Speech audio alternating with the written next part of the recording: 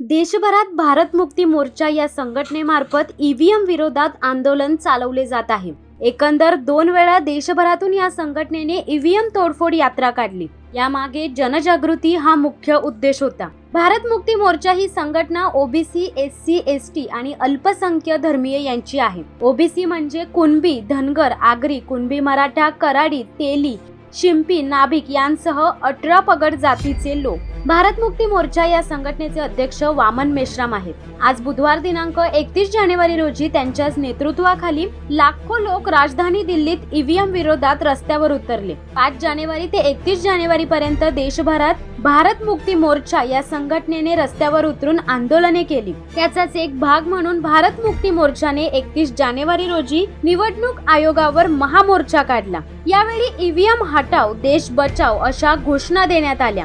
याशिवाय नरेंद्र मोदी ईव्हीएम मध्ये घोटाळा करून प्रधानमंत्री झाल्याचा आरोप करण्यात आला। देशभरातून लाखो देशप्रेमी नागरिक स्वतःच्या खिशातून खर्च करून या महामोर्चात सामील झाले होते। शिवसत्ता टाइम्स न्यूज ब्युरो, नवी दिल्ली। दे धडक बेधडक वृत्त देणाऱ्या आपल्या शिवसत्ता टाइम्स न्यूज चॅनलला लाल बटन दाबून सबस्क्राईब करा आणि बेल आयकॉनला क्लिक करायला विसरू नका।